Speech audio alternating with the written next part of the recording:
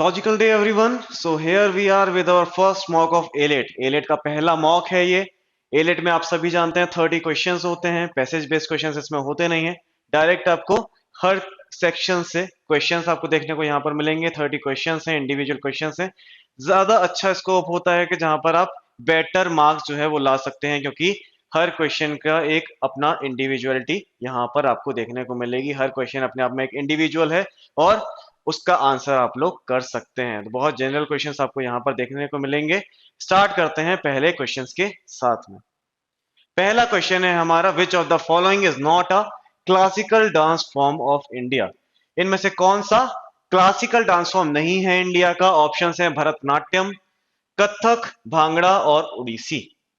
इसका जो सही आंसर है वो है आपका सी ऑप्शन, भांगड़ा। भांगड़ा जो है one of the classical dances of India नहीं है। अगर हम क्लासिकल डांसेस की बात करें तो इंडिया में टोटल 8 क्लासिकल डांसेस आपको देखने को मिलते हैं। भरतनाट्यम जो कि तमिलनाडु के रीजन का है, तमिलनाडु का है आपका भरतनाट्यम। कथक की मैं बात करूं तो कथक है कहां पर? उत्तर प्रदेश में, यूपी में है आपका कथक। कुचिपुड़ी हम देखते हैं आंध्र प्रदेश में है। उड़ीसी नाम से ही समझ में आ रहा है कहां पर है, उड़ीसा में है।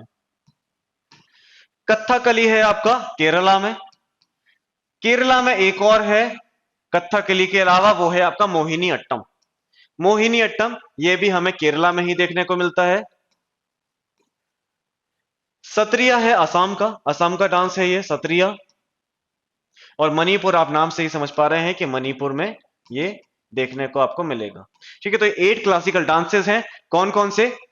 भरतनाट्यम, कथक, कुचिपुड़ी, उड़ीसी, कथकली, सत्रिया, मणिपुरी और मोहिनी अट्टम। इन सभी के स्टेट्स भी आपको पता होने चाहिए, किस स्टेट में कौन सा डांस जो है वो प्रेवलेंट है। इस तरह के क्वेश्चंस, अब ये जो क्वेश्चंस है कल्चर के क्वेश्चन है, इंडियन कल्चर से रिलेटेड क्वेश्चंस है, ये आपको जनरली क्लैट में देखने को नहीं मिलते, बट एलेट जो है वो इस तरह के क्वेश्चंस पूछता रहता है। एलेट को का एक पसंदीदा टॉपिक है क्या? कल्चर, इंडियन का कल्चर। लास्ट ईयर का भी आप पेपर उठा के देखेंगे, पीवाईक्यूज आप देखेंगे तो वहां पर कल्चर से रिलेटेड क्वेश्चंस आपको देखने को मिल जाएंगे। अगला क्वेश्चन देखते हैं। नेक्स्ट क्वेश्चन क्या है हमारा? नेक्स्ट क्वेश्चन है आपका पीएम मित्र स्कीम से रिलेटेड, कि PM Mitra scheme was implemented by which ministry. किस मिनिस्ट्री ने पीएम मित्र स्कीम को लॉन्च किया था? तो इसका जो सही आंसर है वो है आपका A option, ministry of textiles. Ministry of textiles ने ही आपकी लॉन्च करी है क्या? पीएम मित्र योजना। पीएम मित्र के बारे में अपन जान लेते हैं कि पीएम मित्र योजना है क्या। तो पीएम मित्र योजना लॉन्च की गई थी 2021 में। 2021 में ये लॉन्च की जाती है। फुल फॉर्म भी इसका इंपॉर्टेंट है। It aims to set up 7 mega integrated textile regions. Mega integrated textile region and apparel इसका फुल फॉर्म है मित्र का, तो ये भी आप याद रखना। Mega integrated textile region and apparel और 7 मेगा टेक्सटाइल पार्क्स बनाने की यहां पर बात जो है वो की गई है। इसके अलावा एक और इसमें इंपॉर्टेंट चीज है 5F विजन। 5F विजन पर काम करता है आपका क्या? पीएम मित्र।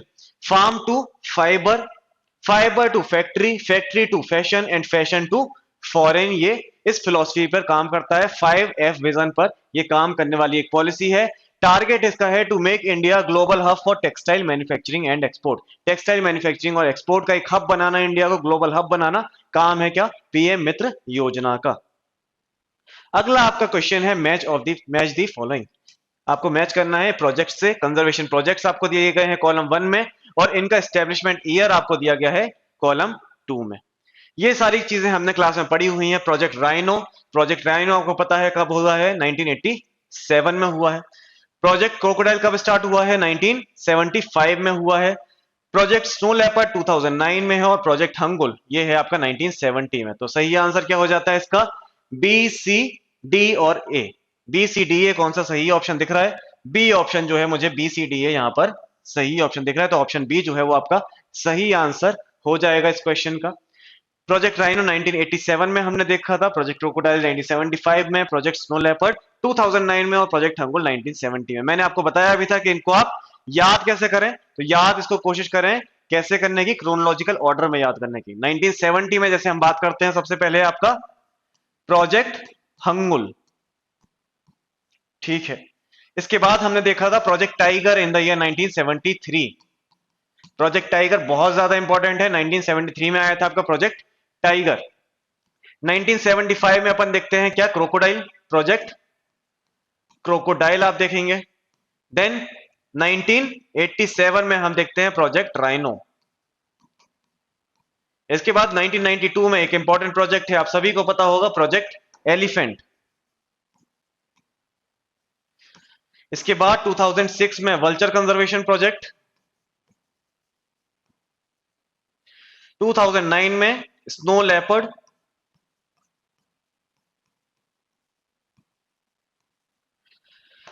2020 में डॉल्फिन कंजर्वेशन प्रोजेक्ट। और 2022 में लास्ट अपन ने देखा था चीता प्रोजेक्ट, प्रोजेक्ट चीता आया है 2022 में, जहां पर नामीबिया और साउथ अफ्रीका से चीता जो है वो इंडिया में री इंट्रोड्यूस किए गए हैं। तो ये क्वेश्चन आपको अच्छे से पता होना चाहिए, ये क्वेश्चन अच्छे से समझ में आना चाहिए। साथ ही साथ में जो एक्स्ट्रा मैंने चीजें बताई हैं ये भी इनको नोट डाउन करके रख लें अपने पास में। अगला क्वेश्चन है आपका, which instrument is use for measuring speed of wind. Speed of wind को मेजर करने के लिए कौन सा इंस्ट्रूमेंट इनमें से यूज किया जाता है।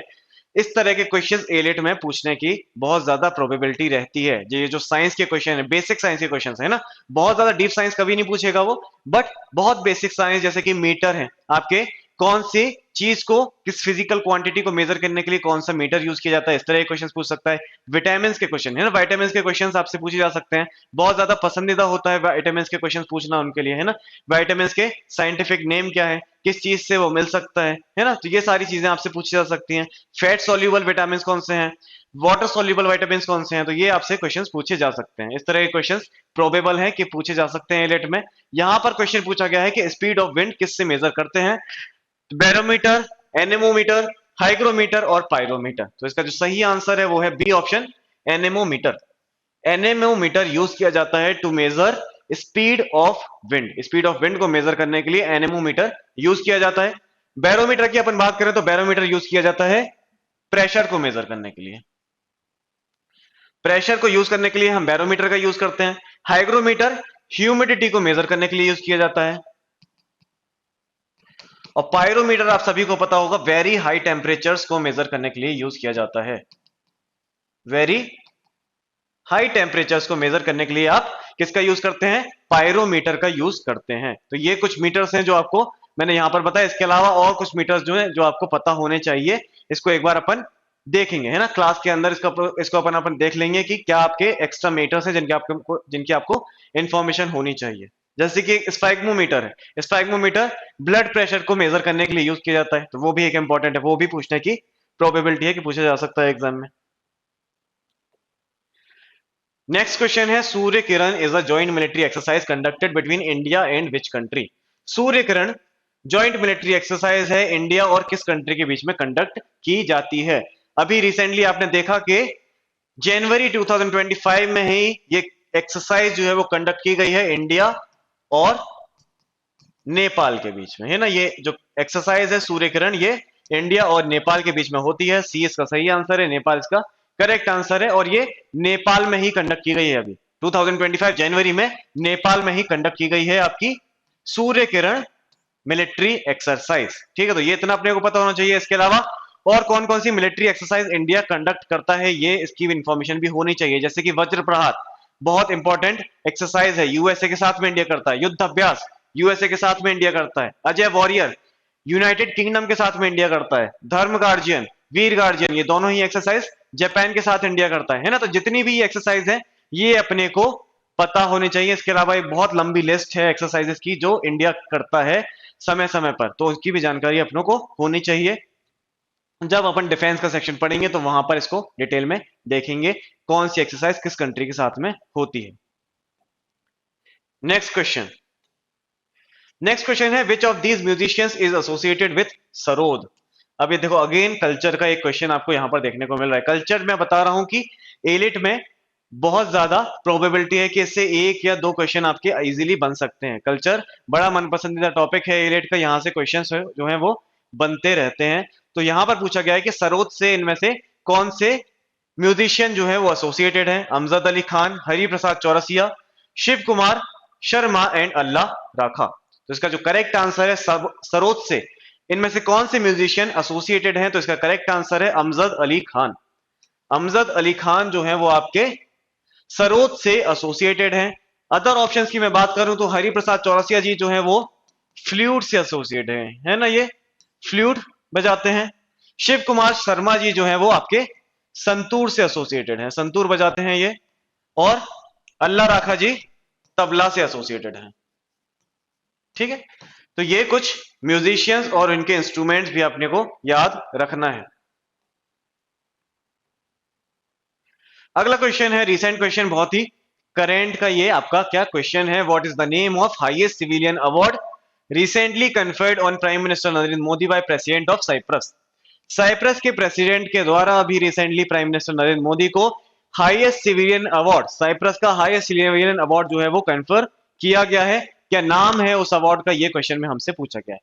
क्या ऑप्शन है? Grand cross of order of equatorial star, grand cross of order of the redeemer, grand cross of national order of merit and grand cross of order of Makarios 3। ठीक है, तो इसका जो करेक्ट आंसर है वो है आपका D option, grand cross of order of Makarios 3 इसका करेक्ट आंसर है। ये है आपका highest civilian award of Cyprus, है ना। और ये कन्फर किया है प्राइम मिनिस्टर नरेंद्र मोदी को, किसने? प्रेसिडेंट ने, प्रेसिडेंट ऑफ साइप्रस ने, जिनका नाम है निकोस क्रिस्टोडोलिडस। तो ये जो इंपॉर्टेंट चीजें हैं, जब भी हमारे प्रधानमंत्री प्राइम मिनिस्टर किसी देश की विजिट पर जाते हैं तो वहां की लोकल ज्योग्राफी, इसके अलावा वहां के जो लीडर्स हैं वो हमारे लिए इंपॉर्टेंट हो जाते हैं। इसके अलावा कोई बाहर का प्राइम मिनिस्टर या लीडर, बाहर का कोई लीडर, इन्फ्लुएंशियल लीडर जब इंडिया में आता है तो वो भी हमारे लिए इंपॉर्टेंट हो जाते हैं कि क्या उनका नाम है, उस कंट्री की ज्योग्राफी अपने को पता होनी चाहिए। साथ ही साथ में अगर आजकल एक नया ट्रेंड है, मोदी जी जो है प्राइम मिनिस्टर हमारे, उनको कोई गिफ्ट देते हैं तो उससे भी रिलेटेड क्वेश्चंस पूछ लिए जाते हैं कि क्या गिफ्ट दिया था। कि प्राइम मिनिस्टर अगर किसी कंट्री के आए हैं, प्राइम मिनिस्टर ऑफ ऑस्ट्रेलिया आए हैं, तो उनको क्या गिफ्ट प्राइम मिनिस्टर ने कन्फर किया है। जैसे कि अभी रिसेंटली गॉन्ड पेंटिंग दी थी प्रधानमंत्री ने, मोदी जी ने गॉन्ड पेंटिंग जो थी वो दी थी बहुत सारे प्राइम मिनिस्टर्स को। तो वो क्वेश्चंस कई एग्जाम्स में हमें देखने को मिला। तो एलेट इसी तरह का एग्जाम है जो किसी भी तरह के क्वेश्चंस बीच में से पूछ लेता है आपको, है ना। कहीं से भी क्वेश्चंस इसमें रैंडमली आ जाते हैं, तो इतनी चीजें अपने को यहाँ पर पता होनी चाहिए। तो यहाँ पर अपन ने देखा अवार्ड, प्रेसिडेंट कौन है साइप्रस के, ये अपन ने देखा। इसके अलावा कैपिटल क्या है? तो निकोरस कैपिटल है किसकी? साइप्रस की। ठीक है, तो ये अपन ने यहां तक अपनी इतनी चीजें देखी है। करेंसी की बात करें तो करेंसी है यूरो, करेंसी है साइप्रस की यूरो।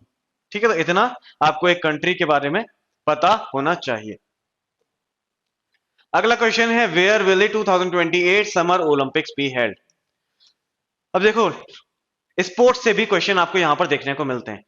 एक या दो क्वेश्चन यहां पर आप एक्सपेक्ट कर सकते हैं कि स्पोर्ट्स से भी पूछे जा सकते हैं। तो यहां पर ओलंपिक्स से रिलेटेड क्वेश्चन पूछा गया है कि अगला ओलंपिक्स 2028 ओलंपिक्स कहां पर होने वाला है। ऑप्शंस हैं Paris France, Tokyo Japan, Los Angeles USA और ब्रिस्बेन ऑस्ट्रेलिया। तो इसका करेक्ट आंसर है लॉस एंजलिस यूएसए में 2028 समर ओलंपिक्स जो है वो होने वाले हैं। इससे पहले जो ओलंपिक्स हुए हैं, रिसेंट ओलंपिक्स थे 2021 का हुआ था कहां पर? टोक्यो जापान में। पेरिस में हुआ है 2024 का ओलंपिक्स, और 2032 का ओलंपिक्स होगा आपका ब्रिस्बेन ऑस्ट्रेलिया में। तो 2032 तक की डेट्स अभी तक आ गई हैं कि 2032 में कहां पर होगा आपको ओलंपिक? तो ये होगा ब्रिस्बेन ऑस्ट्रेलिया में। लास्ट टू जो ओलंपिक्स है वो भी आपको पता होना चाहिए कि 2021 में ये हुआ था कहां?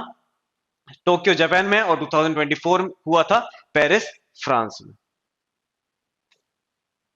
नेक्स्ट क्वेश्चन है वर्ल्ड एयर क्वालिटी रिपोर्ट से related. World air quality report हम लोग देख चुके हैं, वीकली राउंड ऑफ में भी देखा है हमने, क्लैट कैम्प में भी देखा है, और हमने स्टैटिक की क्लास में भी ये देखा है कि वर्ल्ड एयर क्वालिटी रिपोर्ट क्या है, कौन इसको निकालता है, सबसे ज्यादा पॉल्यूटेड कंट्री कौन सी है, सबसे ज्यादा पॉल्यूटेड सिटी कौन सी है। ठीक है, तो इसमें क्वेश्चन पूछा गया है कि which city is the most polluted city in the world as per the world air quality report 2024। सबसे पहले तो बात कर लेते हैं ये रिपोर्ट निकालता कौन है। तो ये रिपोर्ट निकालता है स्विस कंपनी IQ एयर, है ना। ये क्लास में अपन ने चीजें देखी हैं कि IQ एयर नाम की कंपनी जो है वो वर्ल्ड एयर क्वालिटी रिपोर्ट निकालती है। क्वेश्चन में पूछा है कि कौन सी सिटी सबसे ज्यादा पॉल्यूटेड सिटी है। तो इसका जो सही आंसर है वो है आपका बेर्नीहट, इंडिया। बेर्नीहट असम मेघालय के बॉर्डर पर एक सिटी है पिन्नीहट, जो कि सबसे ज्यादा पॉल्यूटेड सिटी है किसकी, वर्ल्ड की, है ना, वर्ल्ड की, सिर्फ इंडिया की बात नहीं कर रहे हैं अपन, वर्ल्ड की बात कर रहे हैं, वर्ल्ड की मोस्ट पॉल्यूटेड सिटी है बेन्नीहट। और सबसे ज्यादा पॉल्यूटेड कंट्री की बात करें, सबसे ज्यादा पॉल्यूटेड कंट्री कौन सी है, तो सबसे ज्यादा पॉल्यूटेड कंट्री है Chad. Chad is the most polluted country of world. And what is the rank of India, India की क्या रैंक है पॉल्यूटेड कंट्रीज में, तो ये है आपकी फिफ्थ, इंडिया की फिफ्थ रैंक है इसमें, है ना, वर्ल्ड मोस्ट पॉल्यूटेड कंट्रीज में इंडिया की रैंक है फिफ्थ। और सबसे ज्यादा पॉल्यूटेड कंट्री है चैड, मोस्ट पॉल्यूटेड सिटी है आपकी बेरनीहट असम। और इसके अलावा एक इंपॉर्टेंट फैक्टर और था इसमें कि अपन बात करें टॉप 10 सिटीज की, top 10 polluted cities of the world की बात करें तो उसमें 6 कंट्रीज जो है, 6 सिटीज जो है वो इंडिया की हैं। 6 out of 10 cities polluted country में, पॉल्यूटेड सिटीज में किसकी हैं, इंडिया की हैं, ठीक है। तो ये भी चीज याद रखना कि 6 out of 10 polluted cities of the world are of India, ठीक है। 10 में से 6 सिटीज इंडिया की हैं सबसे ज्यादा पॉल्यूटेड, जिसमें हमारा दिल्ली भी है, दिल्ली जो कि सबसे ज्यादा पॉल्यूटेड कैपिटल भी है ना, सबसे ज्यादा पॉल्यूटेड कैपिटल की बात कर रहे हैं वर्ल्ड की, तो वो आपका दिल्ली ही है। नेक्स्ट क्वेश्चन, नेक्स्ट क्वेश्चन है what is the primary function of international finance corporation. IFC का मेन प्राइमरी जो फंक्शन है वो क्या है, प्राइमरी फंक्शन क्या है, इंटरनेशनल फाइनेंस कॉर्पोरेशन का a member of world bank group, world bank group का एक मेंबर है, एक वन ऑफ द ऑर्गन है किसका, वर्ल्ड बैंक ग्रुप का। वर्ल्ड बैंक ग्रुप की अपन बात करें तो वर्ल्ड बैंक ग्रुप में 5 ऑर्गन आपको देखने को मिलते हैं। पहला है क्या, आईबीआरडी, दूसरा है आपका आईडीबी, तीसरा है आईएफसी, चौथा है मीगा, और पांचवा है क्या, आईसीएसआईडी, है ना। ये 5 वर्ल्ड बैंक में ऑर्गन्स आपको देखने को मिलते हैं। वर्ल्ड बैंक की अपन बात करें तो वर्ल्ड बैंक एस्टेब्लिश हुआ था 1944 में by Bretton Woods conference, Bretton Woods conference से ये एस्टेब्लिश हुआ है। और हेडक्वार्टर इसका कहां पर है, वॉशिंगटन डीसी में हेडक्वार्टर है, वॉशिंगटन डीसी में हेडक्वार्टर है किसका, वर्ल्ड बैंक, ठीक है। आईबीआरडी की अपन बात करें तो आईबीआरडी क्या है, आईबीआरडी एक ऐसा इंस्टीट्यूशन है जो कि फंड करता है किसको, मिडिल इनकम कंट्रीज को, मिडिल इनकम कंट्रीज को फंड करने का काम करता है क्या, आईबीआरडी। आईडीबी की मैं बात करूं तो आईडीबी क्या करता है, जो पुअरेस्ट कंट्रीज हैं, पुअरेस्ट कंट्रीज को फंड करने का काम करता है क्या, आईडीबी। आईएफसी आपका जो है वो प्राइवेट कंपनीज को फंड करने का काम करता है, फाइनेंशियल असिस्टेंस किसको करता है, प्राइवेट कंपनीज को फाइनेंशियल असिस्टेंस ये देता है। मीगा क्या काम करता है, ये क्या काम करता है, जो इन्वेस्टमेंट्स हैं, जो भी कोई कंट्री किसी कंट्री में इन्वेस्ट करती है तो उसको एज अ गारंटर के रूप में काम करता है आपका मीगा। और लास्ट है आईसीएसआईडी, जो कि कोई डिस्प्यूट्स होते हैं, इंटरनेशनल डिस्प्यूट्स होते हैं तो उनको सेटलमेंट करने का काम करता है, सेटलमेंट ऑफ इंटरनेशनल डिस्प्यूट्स का काम किसका है, आईसीएसआईडी का है। तो ये अपन ने देखे functions, primary functions of all the 5 organs of world bank. यहां पर हमसे पूछा गया था कि आईएफसी का क्या फंक्शन है, इंटरनेशनल फाइनेंस कॉर्पोरेशन का क्या फंक्शन है, तो इसका जो सही आंसर है वो है B option, supporting private sector development. जो भी प्राइवेट कंपनीज हैं उनको फाइनेंशियल असिस्टेंट देना, उनको फंड प्रोवाइड करना, उनको सपोर्ट प्रोवाइड करने का काम है आईएफसी का। यहां पर आपको क्लियर हो गया होगा पूरा वर्ल्ड बैंक का स्ट्रक्चर हमने देखिए कि वर्ल्ड बैंक कब स्टैब्लिश हुआ है, कैसे स्टैब्लिश हुआ है, हेडक्वार्टर इसका कहां पर है ना। इसके अलावा 5 इसके ऑर्गन्स हैं, आईबीआरडी, आईडीबी, आईएफसी, मीगा और आईसीएसआईडी, ठीक है। अगला आपका क्वेश्चन है where is the headquarter of SAARC located. SAARC का हेडक्वार्टर कहां पर लोकेटेड है, तो ये बड़ा आसान सा क्वेश्चन है, आपने कई बार पढ़ा होगा। सार्क का हेडक्वार्टर कहां पर है, तो ये है आपका काठमांडू नेपाल में, काठमांडू नेपाल में हेडक्वार्टर है किसका, सार्क का, ठीक है। 1985 में ये स्टैब्लिश हुआ था, ये भी आपको पता होगा। 1985 में स्टैब्लिश हुआ है क्या, सार्क, सार्क स्टैब्लिश हुआ है आपका 1985 में। और इसमें कितने मेंबर्स हैं? इसमें मेंबर्स हैं आपके 8, है ना। एमबीबीएस पेन, ये इसकी क्या है? निमोनिक है। MBBS pen. M for Maldives, B for Bhutan, ये भी है Bangladesh. S for Sri Lanka, P for Pakistan, A for Afghanistan, I for India and N for Nepal. तो ये 8 कंट्रीज जो है वो पार्ट हैं किसका? आपके सार्क का। 1985 में ये स्टेब्लिश हुआ है और इसका हेडक्वार्टर है आपका, देखिए अपन ने क्वेश्चन में, काठमांडू नेपाल में।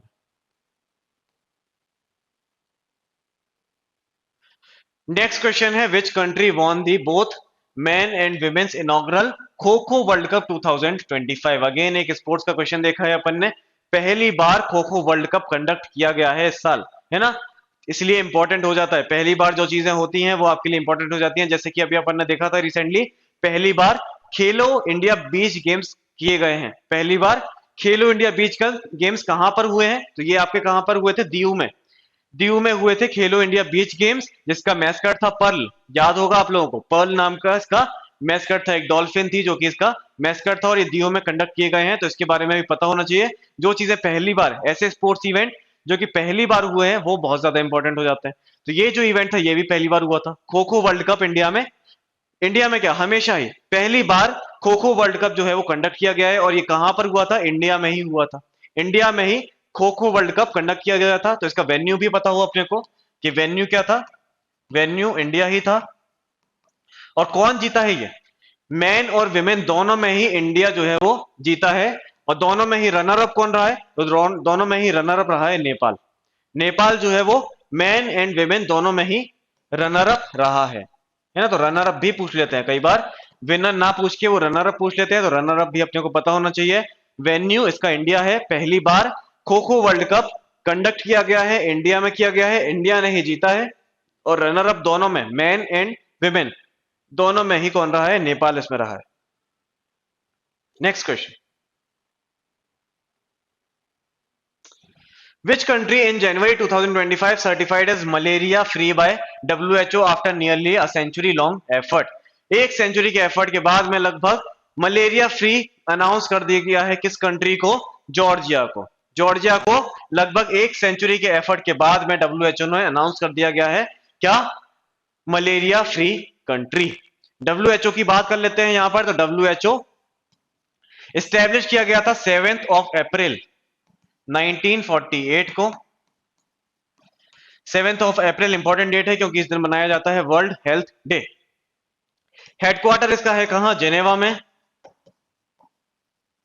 और इसके करेंट सेक्रेटरी जनरल या फिर डायरेक्टर जनरल हैं Tedros Adhanom Ghebreyesus. Tedros Adhanom Ghebreyesus जो हैं वो अभी करेंटली डायरेक्टर जनरल हैं WHO के।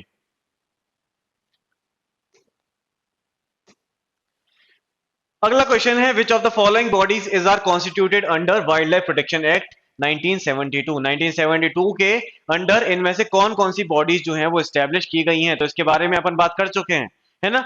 सारी बॉडीज के बारे में अपन डिटेल में पढ़ चुके हैं।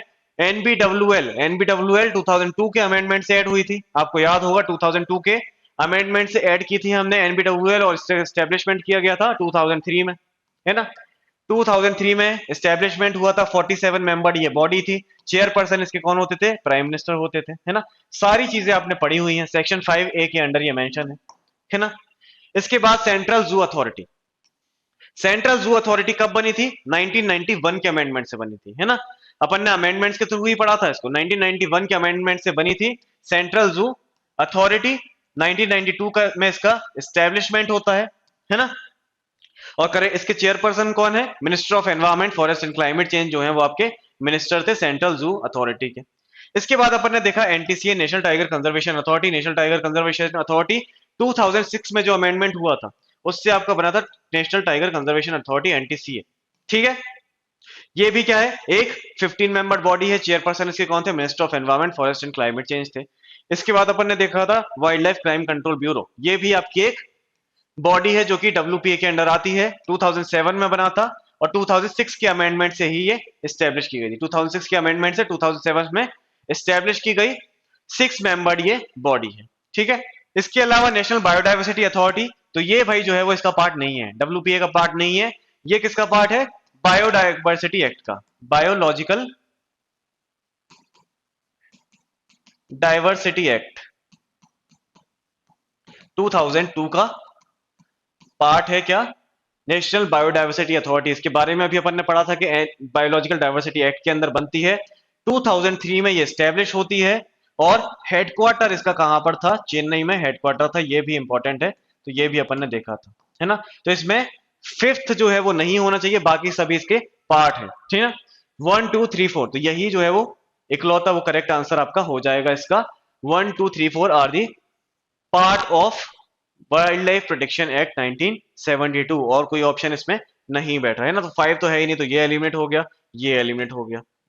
1 2 4 ओनली, 1 2 एंड 4 ओनली इसमें लिखा है, तो 1 2 एंड 4 ओनली नहीं है, थर्ड भी है ना, wild life crime control bureau भी है इसमें, है ना। तो इसलिए ये ऑप्शन भी आपका गलत हो जाता है। ठीक है, अगला question, What is the name of portal launched by SEBI for market infrastructure institutions to report technical glitches? Technical glitches को मेजर करने के लिए एक पोर्टल बनाया गया है सेबी के द्वारा, क्या नाम है उसका? Tech glitch hub, SEBI tech, MII glitch report और आई स्पॉट। तो इसका जो करेक्ट आंसर है वो है आई स्पॉट। आई स्पॉट नाम का एक पोर्टल रिसेंटली सेबी के द्वारा बनाया गया है for managing the technical glitches. इसका फुल फॉर्म भी इंपॉर्टेंट है, फुल फॉर्म आपको याद रखना है, integrated SEBI portal for technical glitches. Integrated SEBI portal for technical glitches नाम का पोर्टल बनाया गया है सेबी के द्वारा, जिसके अंदर बात की गई है कि अगर कोई टेक्निकल ग्लिचेस होते हैं तो उसको रिपोर्ट किया जा सकता है, उसको आप क्या कर सकते हैं? रिपोर्ट कर सकते हैं।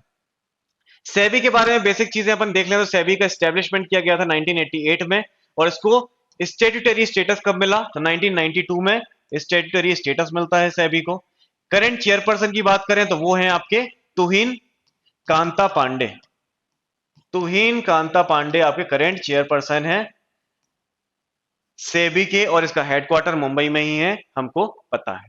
ठीक है, अगला सवाल, अगला सवाल है रामसार वेटलैंड साइट्स से रिलेटेड। रामसार वेटलैंड साइट्स से रिलेटेड नेक्स्ट क्वेश्चन है, on which day world wetlands day is observed every year worldwide to commemorate signing of the Ramsar convention on wetlands of international importance in 1971। 1971 में Ramsar एक city है Iran की, जहां पर यह convention हुआ था कि भाई हमको वेटलैंड्स बनाने की जरूरत है ना। तो 2 फरवरी 1971 को ही यह हुआ था, इसलिए 2 फरवरी को बनाया जाता है क्या? Wetland day, world wetland day 2 फरवरी को बनाया जाता है। इसके अलावा ये जो 3 डेट्स आपको दिख रही हैं ये भी इंपॉर्टेंट डेट्स हैं। 3 मार्च को बनाते हैं world wild life day, world wild life day. 16 सितंबर को वर्ल्ड ओजोन डे बनाया जाता है, ओजोन डे इस दिन मनाया जाता है। एंड 30 जनवरी आप जानते ही हैं क्या, शहीद दिवस के रूप में बनाया जाता है 30 जनवरी। क्लियर है? अभी मैं बात करूं रामसार साइट्स की, तो इंडिया में करेंटली 91 रामसार साइट्स हैं। अभी रिसेंटली 2 रामसार साइट्स जो हैं वो राजस्थान में बनी हैं, इसके नाम आपको एक बार देखने हैं। ये आपका होमवर्क है कि आपको 2 जो रिसेंटली रामसार साइट्स बनी है उनके नाम देखने हैं इसमें। ठीक है, नेक्स्ट क्वेश्चन, नेक्स्ट क्वेश्चन है who became the first Indian American to be appointed as director of FBI. FBI के डायरेक्टर रिसेंटली कौन से फर्स्ट इंडियन अमेरिकन बन गए हैं? ऑप्शंस हैं विवेक रामास्वामी, काश पटेल, नीरा टंडन एंड अजीत पाय। तो काश पटेल जो है वो आपके फर्स्ट इंडियन अमेरिकन है जो कि अपॉइंट कर दिए गए हैं as the director of FBI. Next, next question क्या है हमारा? नेक्स्ट क्वेश्चन है नासा के मिशन से रिलेटेड। Which NASA mission is designed to observe sun's atmosphere and track the origins of solar winds using polarisation of light. Polarisation of light को use करके sun's atmosphere और उसके ओरिजिन को track करने के लिए, सोलर विंड्स के ओरिजिन को ट्रैक करने के लिए कौन सा मिशन लॉन्च किया गया है? पार्कर सोलर प्रोब, पंच, एक्सियम सोलर और एलेक्सा सोलर प्रोब। तो इसका जो करेक्ट आंसर है वो है बी ऑप्शन, पंच। पंच नाम का एक मिशन जो है वो लॉन्च किया गया है to track the origin of solar winds using polarisation of light. Full form क्या है पंच का, ये भी एक बार देख लेना, polarimeter to unify the corona and heliosphere. तो ये इसका आपका पंच का फुल फॉर्म है, जो कि एक इनिशिएटिव है, एक मिशन है, नासा ने इसको लॉन्च किया है to track the solar winds. Next question है नोबेल प्राइज से रिलेटेड। नोबेल प्राइज विनर जो है आपके Kailash Satyarthi, directly Nobel prize से रिलेटेड नहीं है, बट नोबेल प्राइज लॉरेट है कैलाश सत्यार्थी। उनकी रिसेंटली एक बुक अभी रिलीज की गई है, उनकी ऑटोबायोग्राफी रिलीज की गई है, तो उससे क्वेश्चन पूछा गया है। नोबेल प्राइज भी एक बहुत पसंदीदा टॉपिक है एलियट का, है ना। नोबेल प्राइज या फिर जो भी प्राइजेस इंडिया में दिए जाते हैं बहुत ज्यादा पसंद करता है एलियट, क्वेश्चन इससे पूछते रहता है। लास्ट ईयर ही नोबेल प्राइज से रिलेटेड एक क्वेश्चन पूछा गया था, कुछ फील्ड्स प्राइज पूछा गया था कि कौन सा ऐसा प्राइज है जो कि मैथमेटिक्स का नोबेल प्राइज के नाम से जाना जाता है, तो उसका आंसर था फील्ड्स प्राइज। उसी तरह से नोबेल प्राइज या फिर और भी जो प्राइजेस हैं वो आपके लिए इंपॉर्टेंट हो जाते हैं, अवार्ड्स जो है वो इंपॉर्टेंट हो जाते हैं। क्वेश्चन इसमें यह है कि what is the name of recently launched autobiography of Nobel peace laureate Kailash Satyarthi. Kailash Satyarthi का कौन सी ऑटोबायोग्राफी रिसेंटली रिलीज की गई है, तो दिया सलाई नाम की ऑटोबायोग्राफी है कैलाश सत्यार्थी जी की, जो कि रिसेंटली रिलीज की गई है। दिया सलाई में किस चीज की बात की गई है, तो इसमें चाइल्ड राइट्स की बात की गई है, चाइल्ड राइट्स की बात की गई है। इसके अलावा कैलाश सत्यार्थी जी को आप जानते ही हैं कि नोबेल पीस प्राइज जो है वो मिल चुका है, नोबेल पीस प्राइज इनको मिल चुका है।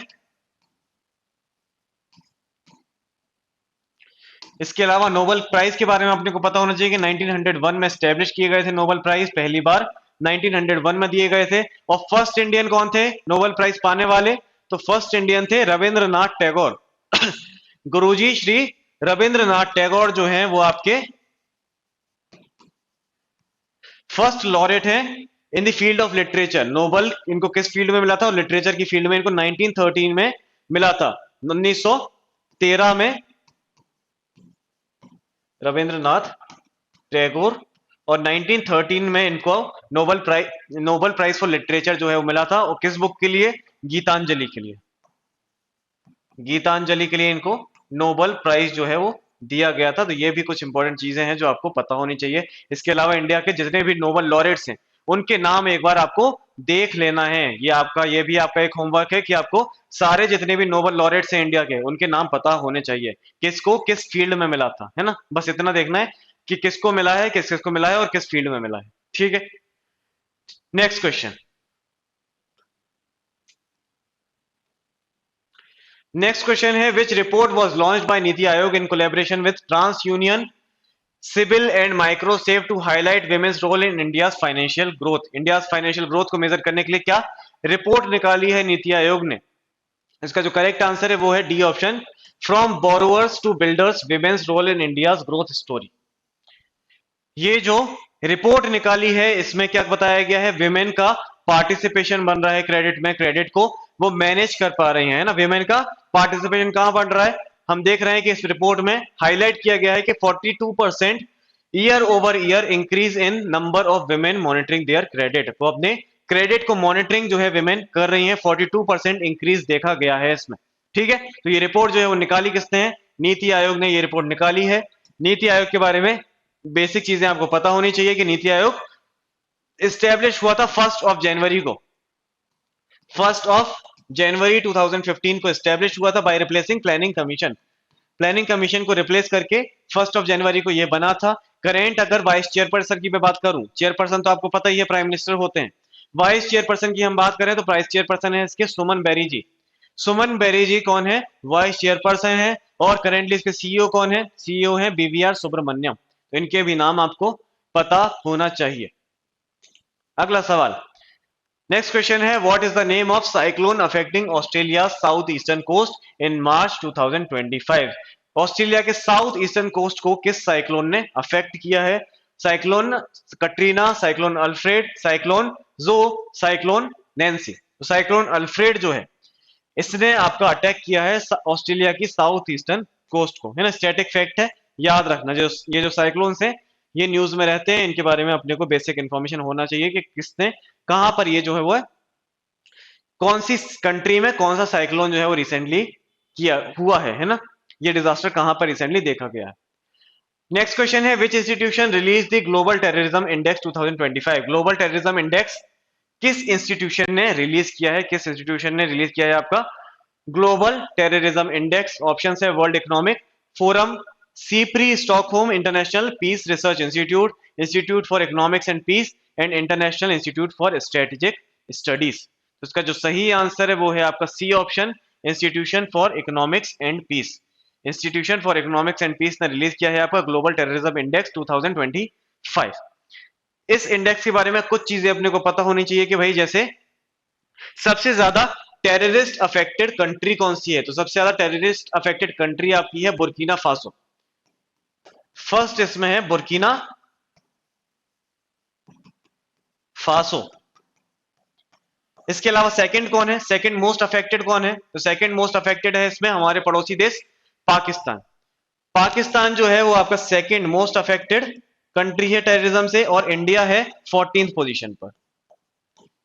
इंडिया इस इंडेक्स के अकॉर्डिंग है 14th पोजीशन पर। इसके अलावा सबसे ज्यादा डेंजरस टेररिस्ट ऑर्गेनाइजेशंस कौन से हैं वो भी ये रिपोर्ट बताती है। तो सबसे ज्यादा डेंजरस टेररिस्ट ऑर्गेनाइजेशन इस रिपोर्ट के अकॉर्डिंगली है फर्स्ट पोजीशन पर आईसिस, जिसको आईएस भी बोला जाता है, इस्लामिक स्टेट भी बोला जाता है, या फिर आईसिस भी बोला जाता है, Islamic state of Iraq and Syria. Islamic state of Iraq and Syria जो है वो सबसे ज्यादा डेंजरस टेररिस्ट ऑर्गेनाइजेशन अनाउंस की गई है। इसके अलावा सेकंड पोजीशन पर है टीटीपी, तहरीके तालिबान पाकिस्तान। तहरीबे के तालिबान पाकिस्तान जो है वो सेकंड पोजीशन पर है इसमें। ठीक है, तो ये चीजें आपको इतना पता होना चाहिए। फर्स्ट कौन है? बुर्किना फासो, सेकंड है पाकिस्तान, और 14th है इंडिया। टेररिस्ट ऑर्गेनाइजेशंस की बात करें तो सबसे ज्यादा डेंजरस है आईसिस, और सेकंड मोस्ट डेंजरस है क्या? तहरीके तालिबान पाकिस्तान। नेक्स्ट क्वेश्चन, अगला क्वेश्चन है what is the name of mobile AI chatbot designed to answer student queries on college admissions, courses, exams and career? Option है Edu AI, Pragyan GPT, learn bot और Shiksha GPT. तो इसका जो correct answer है वो है आपका शिक्षा जीपीटी। शिक्षा जीपीटी नाम का एक मोबाइल एआई चैटबॉट जो है वो डिजाइन किया गया है किसके लिए? जिससे स्टूडेंट की जो भी क्वेरीज होती हैं रिलेटेड टू कॉलेज एडमिशंस या फिर काउंसलिंग या फिर करियर के लिए, है ना, करियर के लिए क्या उनको आगे बढ़ना चाहिए, इसके लिए शिक्षा जीपीटी नाम का एक chat GPT sorry AI chatbot बनाया गया है, तैयार किया गया है। नेक्स्ट क्वेश्चन है भाई कि in which year national highway authority of India established? NHAI किस ईयर में एस्टेब्लिश किया गया था? तो देखो एक्ट तो इसका आ गया था 1988 में। 1988 में इसका एक्ट आ गया था, बट ये एस्टेब्लिश किया गया 1995 में। 1995 में हम देखते हैं कि national highway authority of India establish होती है। करंट इसके चेयरपर्सन की मैं बात करूं तो इसके करंट चेयरपर्सन है संतोष कुमार यादव। संतोष कुमार यादव करंट चेयरपर्सन है एनएचएचएआई के। Next question, where was the sixth BIMSTEC summit held and what was the theme for this year? इस साल की थीम क्या है बिम्स्टेक समिट की? बिम्स्टेक की जो समिट हुई है अभी रिसेंटली, सबसे पहला क्वेश्चन तो ये पूछा है कि कहां पर हुई है और थीम क्या है उसकी, ये आपसे पूछा गया है। तो ये तो आपको पता ही हुआ कि बैंकॉक थाईलैंड में ये समिट जो है वो कंडक्ट की गई है। बैंकॉक थाईलैंड में ये समिट कंडक्ट हुई है, और इसके थीम क्या है? तो थीम थी इसकी prosperous, resilient and open BIMSTEC. Prosperous, resilience and open BIMSTEC theme थी इस साल सिक्स बिम्स्टेक समिट की, और कंडक्ट हुई है ये बैंकॉक थाईलैंड में 2022 से लेकर के 2024 तक। जो चेयरमैनशिप थी वो किसके पास थी? थाईलैंड के पास इसकी थी। ठीक है, और अब ये चेंज हो गई है, तो वो अभी अपन देखेंगे आगे क्या हो गई है।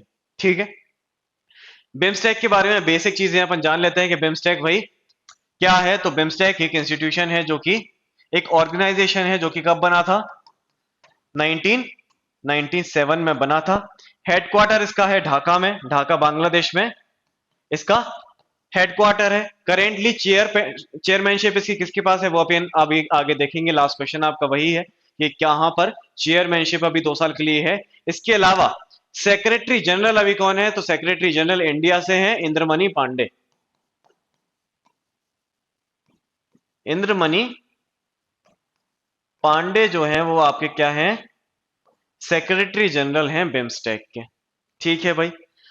बिम्स्टेक में 7 मेंबर्स हैं जो कि आपको पता होंगे। 7 मेंबर्स आपको यहीं से याद हो जाते हैं ना, ये बिम्स्टेक है तो 5 मेंबर्स तो यहीं से आपके बन जाते हैं। BIMST। बी से बांग्लादेश, आई से इंडिया, एम से म्यांमार, एस से श्रीलंका, टी से थाईलैंड, और दो और आपको याद करने पड़ते हैं, नेपाल और भूटान। नेपाल एंड भूटान। तो ये आपके 7 इसके मेंबर्स हैं बिम्स्टेक। बी से बांग्लादेश, आई से इंडिया, एम से म्यांमार, टी से एस से श्रीलंका, टी से थाईलैंड, और दो एक्स्ट्रा हैं नेपाल भूटान। ठीक है, तो ये आपके 7 मेंबर्स हैं इसमें।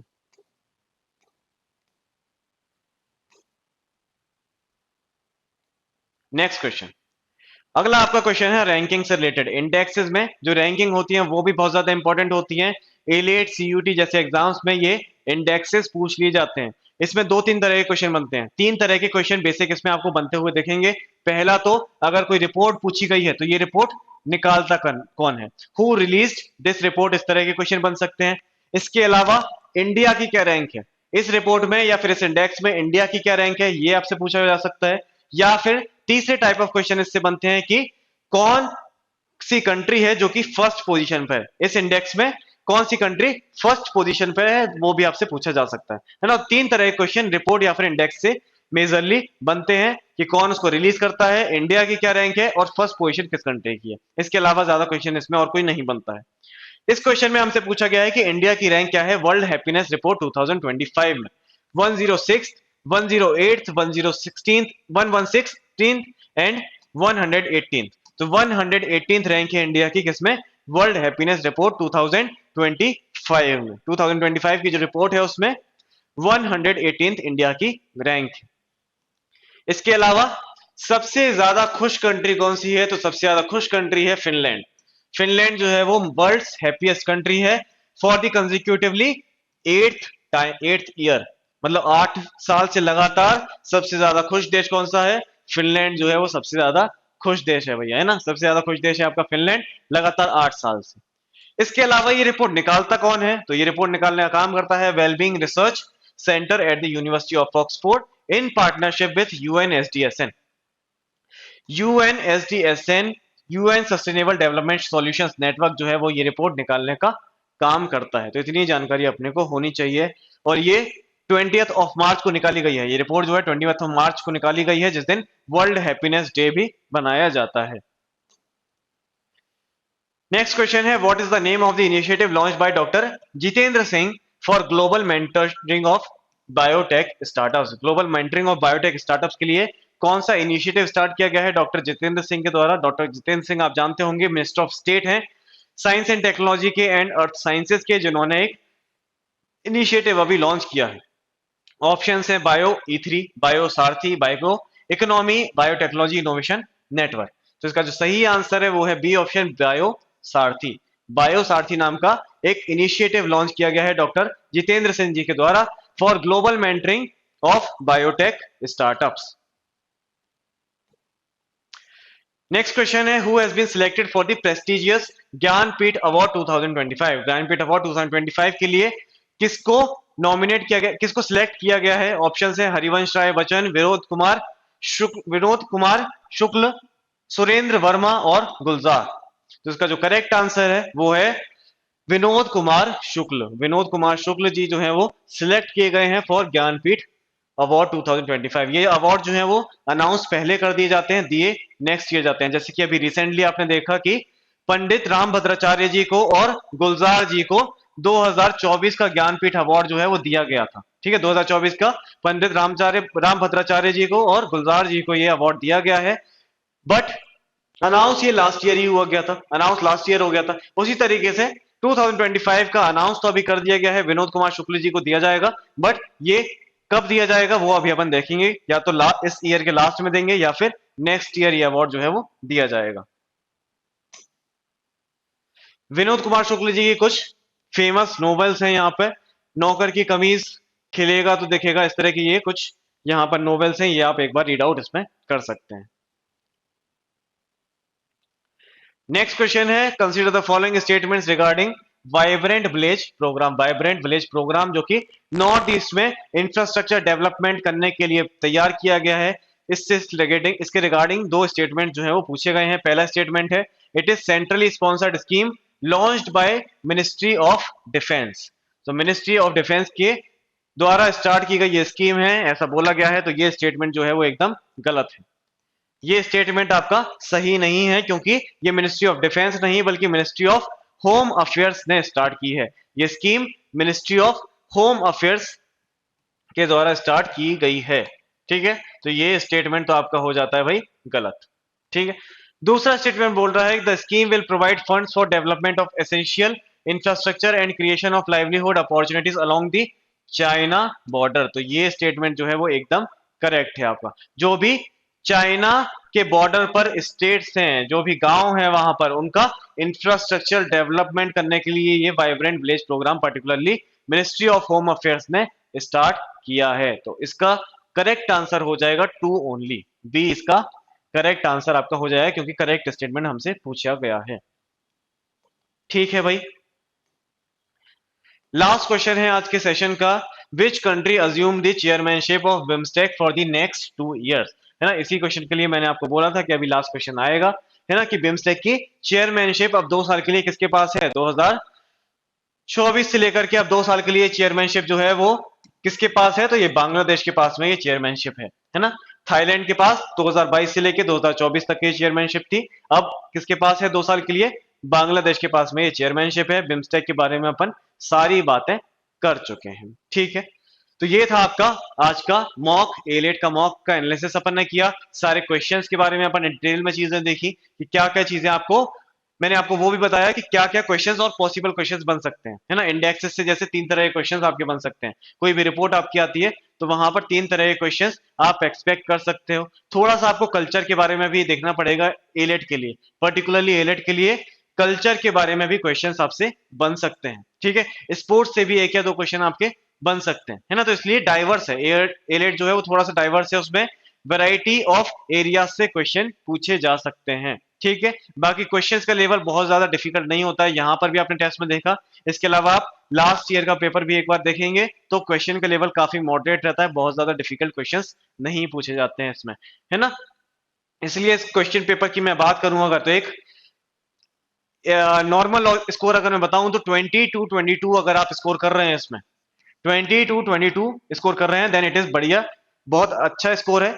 22 से अबव यदि स्कोर कर रहे हैं तो वो फिर बहुत ही ज्यादा अच्छा है ना। 22 के अगर अबव जा रहे हैं आप, मतलब आपकी तैयारी जो है वो ट्रैक पर चल रही है। बट 20 से नीचे है, देन आपको काम करने की जरूरत है ना, अपने जीके पर या फिर अपने न्यूज़पेपर रीडिंग पर काम करने की जरूरत है, क्योंकि एलेट का जो पेपर है वो बहुत ज्यादा फैक्चुअल बेस्ड रहता है, जिसमें जो आप डीएनक्यूज हैं, आपके डीएनक्यूज हैं, उनसे क्वेश्चन पेपर आने के बहुत ज्यादा चांसेस होते हैं। क्वेश्चंस आपके डीएनक्यूज से आ सकते हैं, डेली न्यूज़पेपर क्वेश्चंस जो आपके आते हैं वहां से क्वेश्चंस आप एक्सपेक्ट इसमें कर सकते हैं, है ना। तो जो आपके वीकली वॉल्ट्स हैं, मंथली वॉल्ट्स हैं, डीएनक्यूज हैं, उनको बहुत अच्छे से पढ़िए एलेट के लिए, क्योंकि वहां से बहुत ज्यादा क्वेश्चंस आने की संभावना रहती है एलेट में। तो कोशिश करें कि आपका स्कोर जो है वो 22 या उसके अबव ही इसमें रहे। ये क्वेश्चन पेपर जो था वो काफी मॉडरेट लेवल का था, इजी टू मॉडरेट ही मैं इसको बोलूंगा। तो इसमें 22 तक स्कोर आपका आना चाहिए, तो अच्छी बात है। 22 से अबव अगर आ रहा है तो बहुत बढ़िया है ना। उसमें फिर आपको कंटिन्यूटी लाने की जरूरत है, आपका ये जो स्कोर है वो आगे और बढ़ता रहना चाहिए। 22 से 25, 25 से 28 एंड देन 30 तक हमको पहुंचना है ना। हमेशा हमको ट्राई करना है कि हम 30 तक ही इसमें पहुंचे, मतलब फुल मार्क्स हमको अचीव करने हैं। ठीक है भाई, मिलते हैं अगले मॉक में, तब तक पढ़ते रहिए एंड स्टे ट्यून्ड विथ विदेकी।